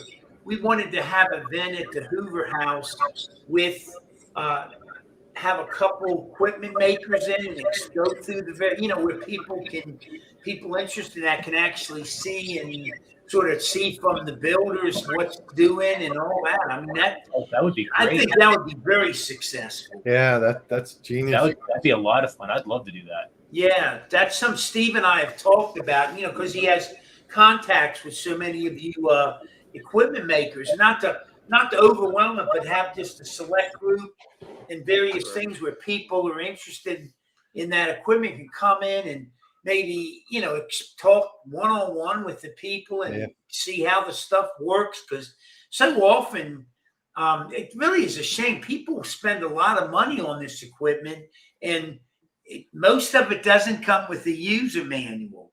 Yeah. And I know there'd be a lot of interest in that. That would be right up my alley. Absolutely. And we wrap it around a real nice luncheon at the Hoover House. So everybody could be in a relaxed atmosphere. And, we've done a number of like psychic fairs there and on, had just great turnout. Everybody was busy. Yeah, that's cool. You kind of reminded me of something else we've been planning is, seminars, like Ghost Hunting 101, right? Not just for adults, like there's a lot of kids that are into this. My daughter's 16. She's been into it since she was little, but she's the reason I ghost hunt. But there are kids that have experiences and the parents don't know how to deal with that. Yeah, absolutely. Almost like a support group type of deal. Yeah, but so back to Mid Orange, I did a video there with a pretty famous photographer. And he didn't believe in ghosts. He just didn't. And we did this overnight there with him and these ballerinas. And he left, believing in ghosts. Like he wasn't. He left a different person. And he said, "Hey, can I come back with my kids?" And I was, "Yeah, sure, no problem." I assumed they were a little older, but they weren't. So he showed up like 2 weeks later with his daughter, who was, I believe she was 10 at the time. And I was like, oh, this is at Mid Orange. So I was like, well, keep an eye on him. And like, this guy's pretty famous. He couldn't go anywhere. So like, we can kick the guy out. It was tough, but he's really nice. And his kids are just the coolest. So anyway, his daughter, we were in this one building that we call A3, and it's probably the creepiest location on the whole property. And it's where we get just weird activity. I was doing my thing in the middle of the room. That kid saw somebody hit their light for a second, and that kid saw somebody standing behind these two women. I knew who she saw before she ever said anything. She freaked. So they had to go outside. She wanted to leave badly. And I went out and was talking to Dad. And he's looking at me like, dude, what do I do? And I'm like, I talked to her. I was like, hey, hon, I'm like, you saw somebody, didn't you? And she couldn't believe what I was saying. And she's like, yeah. I was like, do you have like a beard? And she's like, yeah. Like I was validating her experience for her where her dad didn't know what to do. And you can make kids feel really silly by not embracing the things that they say they see. So Ghost Hunting 101 would be cool, kind of touch on the equipment thing. And you're right, Jim, a lot of people buy equipment and a lot of it does not get used properly. Even on the shows we watch on TV, I laugh sometimes because, they're like walking around. They're putting the music box facing the wall and it's going off. It's cringeworthy, especially as somebody who makes it. And I'm watching it and I see a REM pod go off and it's a series of beeps that get faster and faster and faster. And then it's just on for a long period of time. And they're all freaking out with all the activity they're getting. I'm like, no, that's a REM pod. That's batteries dying. That's what it does when the battery dies. Yeah. I see it all the time. Or an SLS where they're walking around with it. The SLS is going to give you nothing but false positives if you walk around with it. It has to be on a tripod, stationary, not moving. Yeah. That's how it was designed to work. Yeah. Alicia, yeah, I'm looking at Alicia's comment. Yeah, I mean, that's a perfect example. And especially if you have three boys seeing and hearing things, how do you argue it? And it's got to be difficult, right? Especially if you can't, I don't know. It's tough. Yeah, it's a tough one. But I always tell people, just embrace your kids and make sure you're supporting them and not, if it's people, when kids are telling the truth or not, and especially the young ones. My daughter started at 2 talking about these monsters she was seeing when we'd visit my dad in the hospital, and she wasn't watching monster movies. She didn't really know what a monster was at that point. She used to freak me out. She's creepy, but she's what got me going. So it was pretty cool. So this network that you guys are looking, is that what this attachments page is on the website? So that's not complete. So if you're on my website, it's not. God, Facebook's a better place. But yeah, for attachments, that's pretty much anybody we're friendly with ends up there. I do need to build a wall of fame still because we're going to do some paranormal challenges at some of these events, and people that win the challenge, will get their mug up on the website if they want it there. And also all the charter teams I need to build out. So there's a lot that needs to happen on the website still. Facebook has just been like a beast for us. It's pretty wild how quickly this thing caught fire.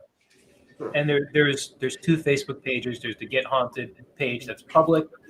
But if you look for the Get Haunted network group page, that's a private page. That's where all the fun stuff is. That's where everybody meets up. That's where all our members are.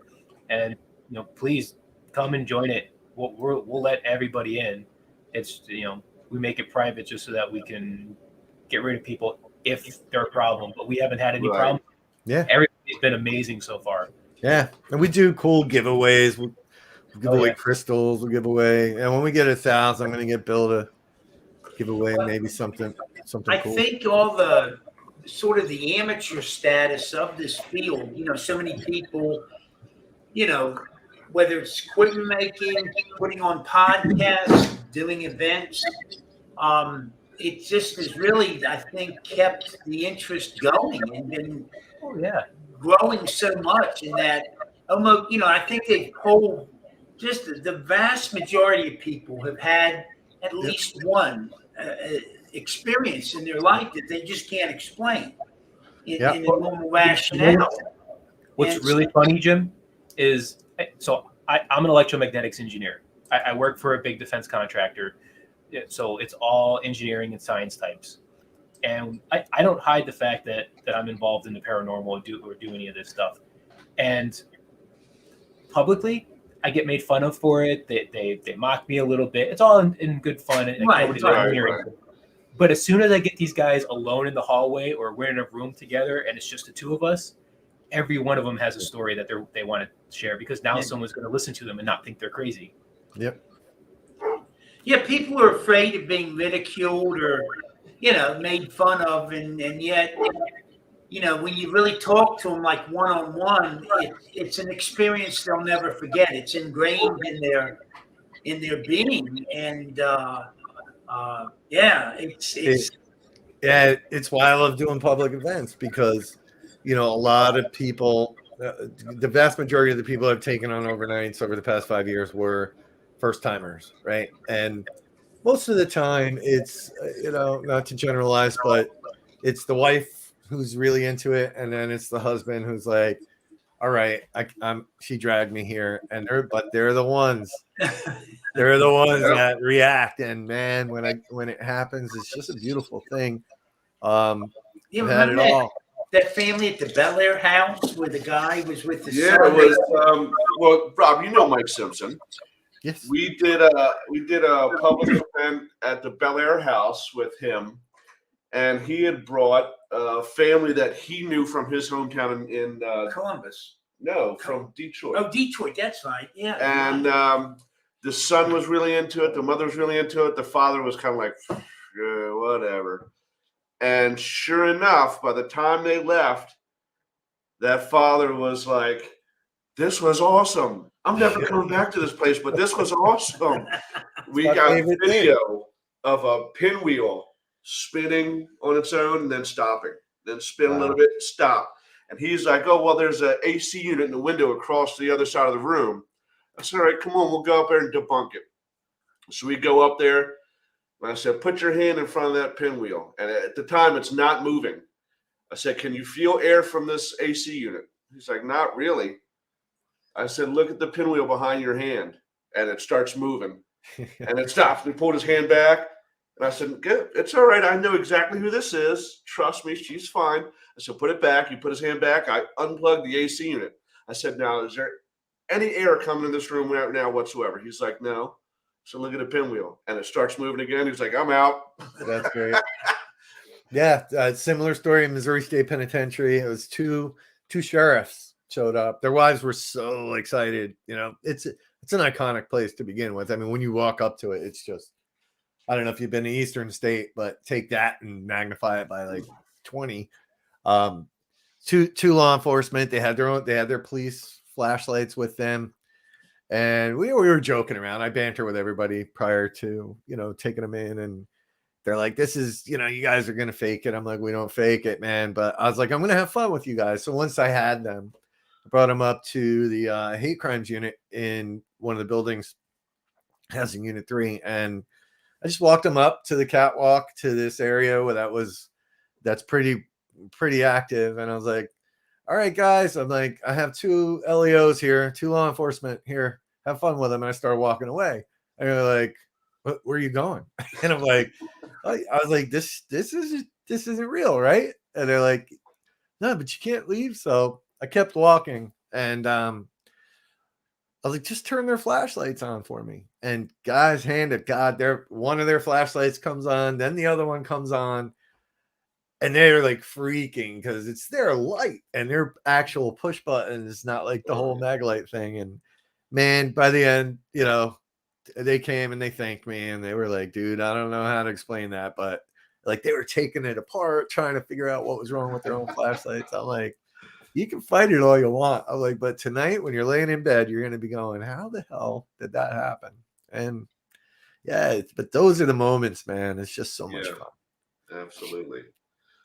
Do either of you have plans to get back down in the area? Just you guys, not for an event or anything, just come down and check some things out. I think you guys would have a blast at the antique shop.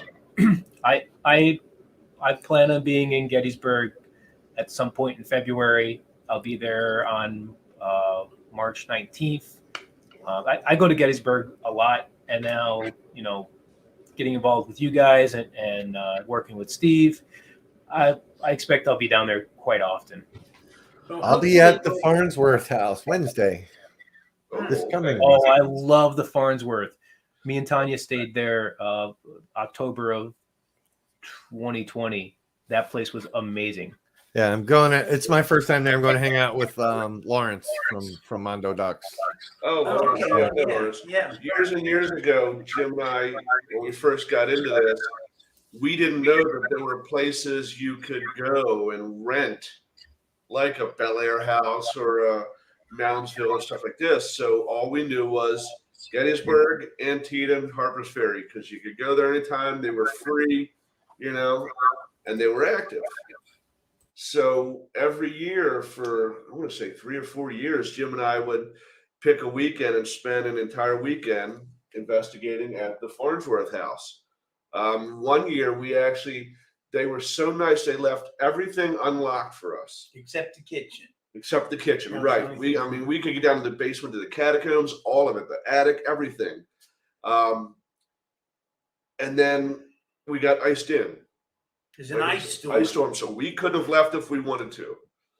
And we got such fantastic stuff that night. And then I think the reason we stopped doing it was the final year, and they knew us by then. We requested same rooms every time. They tried to put us in one of the cabins outside. Yeah. Oh. And so, okay, well, of course, those are brand new type of nothing. And we couldn't get into the buildings. One neat thing, I'm glad you mentioned that.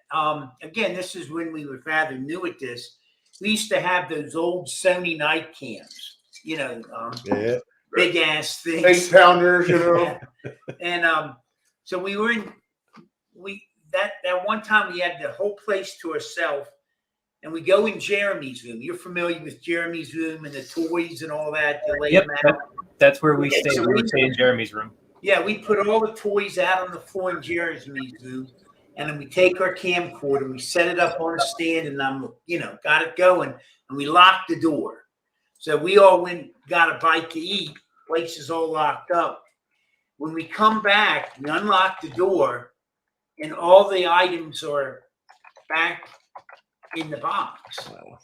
Holy shit! So right? That's cool. I go grab the camcorder. The entire circuitry was fried, was destroyed, had nothing. And I took it to a shop, and I'm like, what the hell? And he goes, all that he said, sir, all your micro circuitry is gone. It's just like destroyed. And I said, well, what the hell?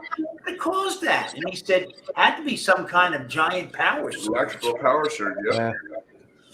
Yeah. You got zapped. Ah, God, yeah, I mean, it's like, But tell you what I happened to- remember, we lost this couple $100 camera, oh, but it's more than that. this then. is awesome. Yeah. Something came in and did this because we had the key to the room. It was locked. That's the silver lining. Yeah, we had what, in my opinion, is the worst thing that ever happened to me on a ghost hunt happen in Jeremy's room. So on the trunk there, right by the door, I had lined up a bunch of pennies, all face up with Lincoln facing the same way, lined them up to see if they would change while we were out to dinner and walking the battlefield and all this. So we go out, we come back, and Tanya's on the phone with her kids, and I walk in and I immediately go over to take a look, and the pennies spell high. Oh, wow. Nice. Hold up. So I start freaking out, and I'm trying to get her attention without yelling and screaming because she's on the phone. So finally she comes over, and I'm like, look. And she looks down, and she goes, oh, yeah, I did that before we left. Crushing disappointment. Hey, have you killed me. guys? That's. I would be upset. They'd be like, I'm upset. okay, you gotta It get didn't out. even Let's happen. go. Walk home. Have you guys done Hillview Manor yet? No, and that's on my bucket list because it's so damn close. Yeah. It's good. It's so good too. I rent it for my birthday every now and then, so you guys can come along, man. When is that? Whenever. It doesn't have to be my birthday. I'll go there anytime. Yeah, we really I would be absolutely be interested. It in is. that, yeah. It is one of the most haunted places I've been. It's good. Watch, I talk it up, and we're gonna go, and it'll be dead quiet. But Yeah, I haven't like been there. people hum in my ear, humming songs. It's just crazy. I love Two that of the place. places that are on my bucket list that, I mean, they're very well known, but I don't know if they get a lot of foot traffic as far as paranormal investigators go. Is, well, another one does, Malvern Manor, Yeah. but the Villisca Axe Murder House. Yeah. I know everybody knows it, but I don't know if it gets investigated often. I don't know if they allow investigations that Yeah, often. They do. We were actually planning on going out to Villisca, and then the Sally House was only about 2 hours from there. Oh, I have heard of the Sally House. So Yeah. we were planning on doing that this year, but Get Haunted started taking off. I'm like, we'll hold That's off on a the plan for another long year. When Yeah. Steve and Pam still had the RV, we were planning a week-long trip. We were going to hit both of those, but COVID. Yeah. COVID's. Ugh. Mm. Yeah, it's killed more dreams than, well, we won't get into that political stuff. So it's starting to take off. You guys are getting it out there. What's next on the list? Like, what's the next thing, like, on your itinerary? Okay, we've launched this. We've announced this place. We've announced this thing. What's next for Get Haunted? Our first official event's the next thing on our list, February 19th. Okay. I believe we're still tickets available for that too. White Hill Yeah, Mansion. there's a few left. And then, Dave, you posted their connect. Yeah, I posted Yeah. for the Facebook group on Yeah. here. Yeah. So guys, and tickets are still available for that. Go on. For White Hill. Yeah, it's February. Hey, if anybody here is thinking about going, I'll be honest with you, it's gonna be a little cold. The house was built in 1723, before we were ever even a country. So it's not the best heat that you'll ever find. There's a heated trailer outside.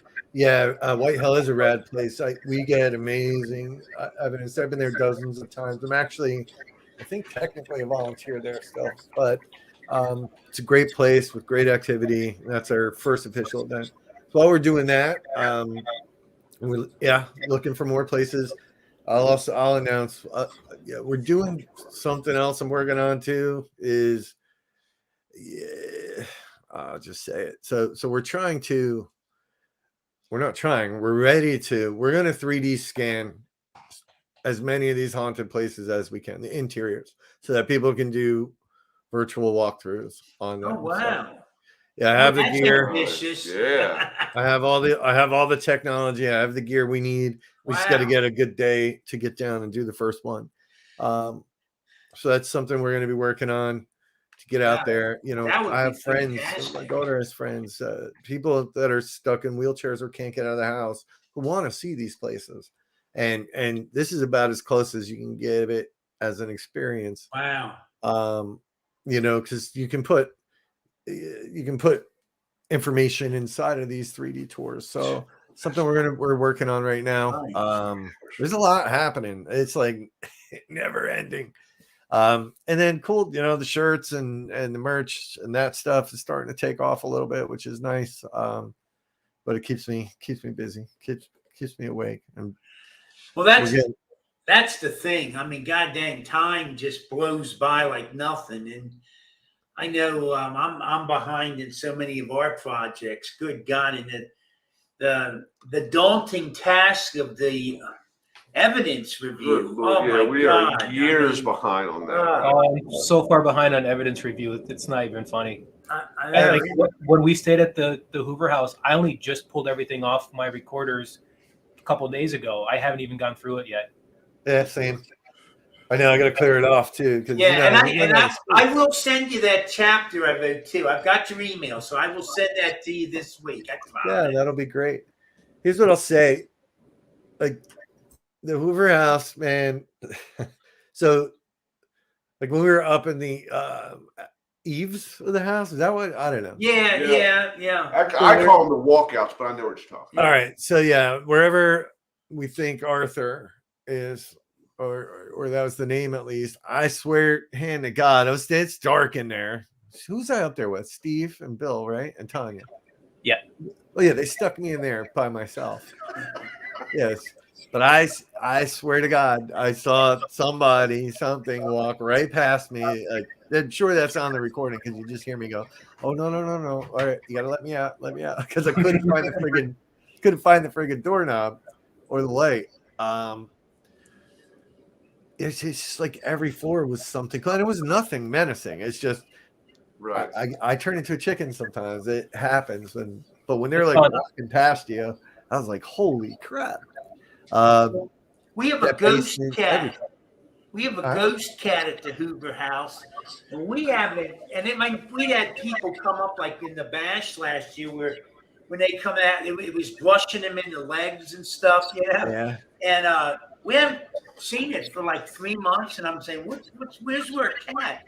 Evidently, it's going back to Jenny and Bob's house. Oh yeah. My sister, they must have taken it back with them when Oh, they really? took Emma home the one day. So you don't know it's with us. I need to see that. And then Michael brings up that rocking chair. That's where we got some pretty wild EVPs on that chair. But the front TV room, it just, man, the house talks. So both times it's really It was a cool. lot of fun. Yeah, that's it. Do the White Hills with them? Yeah, There's still yeah. tickets available. I mean, it's only 3 hours for us. What's the date on that? 19th. February 19th. It's Caitlin's birthday. No, It's Saturday. I think There's that's also one in. We also have April open. So I'll that double one's live. check this, yeah. Let me double check with Pam. She's got the master booker there. Yeah, White Hill's a really special place, man. That place is so That's cool. That'd be neat. And that guy, Michael, that you're talking about, that's a friend of mine that I've known since, I'm going to say, 10th grade year of high school. So Really? 30 plus years. He's actually the picture you have of the Hoover House. Yeah. He took those pictures for us. Oh, really? Yeah, he's a fantastic photographer. Thank you, Michael. Photographer. So he came up at the Lookout, the old place, the Lookout House, and did the photos for that. And then he came up and did the photos we used for the Hoover. Oh, I Really know. great This guy. is pretty neat. The Historical Society here in town, it's literally right across the street and up maybe like 3 or 4 homes. Okay, it's called the Oiler House, Oiler. And anyhow, I volunteer there once a month, my wife and I. And they gave me a key so I can get in there and do EVPs. It's very haunted. Anyhow, there was the lady I worked with. She's native here to Waynesboro. And she last time I worked with her, she wanted to come over to the Hoover House when we were finished. She used to go in there in the 40s when the bar was downstairs. Really?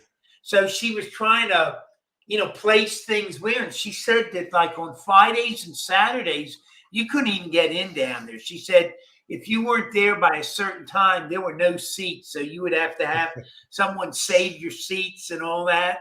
But that was sort of interesting to actually talk to someone who remembers it, from that period. She loved the place, she really, really did. But when Steve, Pam, and I, my wife, we'd gone over to the Oiler House to meet the people in the Historic Society.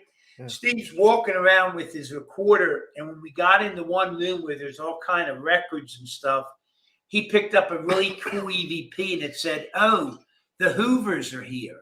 So I said, I'm taking that as praise. Thank you. That's awesome. Yeah, it's just a cool place, man. I can't wait to come back. Like, I can't wait to. I'll be down in the area Wednesday. I'm like, I wonder if I can pop in and say hi. I don't know. I hate imposing. Yeah. No, absolutely. No. Open invitation to both of you guys. Stop in and. Absolutely not. Yeah. You guys are great. Oh my gosh, we love you. Let us check, make sure our schedules are free. I mean, I know that's Caitlin's birthday, but I don't think she'd be upset. Yeah. And as long as everything's open, we may just pop over and do that White Hill with you guys. Yeah, that's pretty cool. That's cool. White Hill's a lot of fun. The first time the only time I was there, we actually had a disembodied voice up in the attic that we all heard with our own ears. Nice. Yeah, I've seen it all there. One of the very first times first time I ever really saw like a full like apparition is I saw this woman standing downstairs, and man, it's like I and of course my photographer was with me, and he was doing something on the camera looking down, and I'm like, so I screamed. He almost dropped his fight. It was cool, man. Like you just there is the link to anybody who wants to get tickets for the Get Haunted Networks events. And I've already put in the Facebook group info up there. So check that out. I know Colette I happened to be on it when it said that Colette had put in a thing, asked to join the group. So, Okay. so that's there. Obviously, we can't wait to see you guys again, have you back in town, get together and do some stuff. I really hope it works out. We can make it to White Hill with you guys. That would be amazing. Love it. And, Dave's love finally that. got it, starting to get his house together here. So yeah, it's actually looking like it's a home actually now. looking like a home. I got blinds up. It's cool. People are like the people across the street can't sit on their porch and watch my TV shows anymore. So, but I want to thank you guys for taking time out. It was obviously a very busy schedule and spending it here with us tonight. And it was a real pleasure getting to know both of you over the house. And I really absolutely. Yeah, you guys are amazing. You guys are great. Yeah, we had thanks for having us. We can't wait to come back. Absolutely. Open invitation. Whenever you're in town, pop on by. And again. And hopefully before too long we'll be able to take you up there to the toll gate house. And it would be neat to take you in there and just see what you pick up. Yep. That'd be awesome. Then, once we start getting these other locations in town together, maybe that would be something we could get for them to do public events at. Yeah. Like the library. Yeah. Shop. We might be able to provide you several new locations that have never been done. Yep. All virgin territory here in Williamsboro. So great. Dave, were you in the Army? I was. All right, we'll chat after. Absolutely. Yep. 3 years active, 5 years National Guard. What MOS? We'll do this later. Sorry, everyone. 13 Bravo. Gun money. Good art. I was 11B. Gotcha. So, well, you guys have a safe time doing what you're doing, and protect yourselves as you know you need to. And we can't wait to talk again. And thanks so much for coming on. Thank you, guys. Good seeing you. Thanks for having us. All right, we'll Stay chat. well. Take Be care, safe, guys. Take care. Bye. And that was Rob and Bill Bryan and Rob Stankiewicz. I'm glad I pronounced his name correctly and didn't butcher it. Of the Get Haunted Network, the new guys in town, but man, they got a plethora of experience. Like we said, Rob's been hosting everything for years, and Bill builds his own stuff. Oh man, so Bill's equipment is really top notch. Yeah, he brought a couple pieces down. Yeah, and Steven showed I think me. they're going to be a very hot item. Yes. Yeah. Yeah. Get in on the bottom floor. Check out the group page on Facebook. And I know Steve has talked with Bill, and I think there's several of the items that he's going to be carrying in his stores. So. Okay, so definitely the Gettysburg Ghost Exchange, obviously in Gettysburg, and coming soon, Gettysburg Ghost Exchange 2 right here in Waynesboro. In a couple months. Yep. So thank you to everybody who took some time and spent with us tonight. Special shout out Alicia, who was in. I have a picture she sent me, and I have to show it to you and discuss with you, and get back to her. She had some questions about it. Okay. So it's something I have to pull up on the computer because it's kind of grainy on the cell phone. Okay. So we will take care of that tonight before Jim leaves, Alicia, and we'll get back to you as soon as we can. Everybody else, thank you, and we will see you in 2 weeks. Take care. Stay well.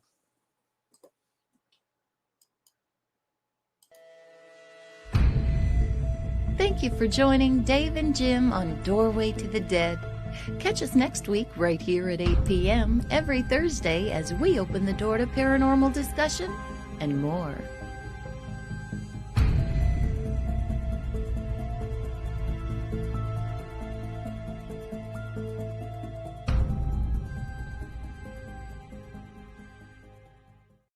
It is good.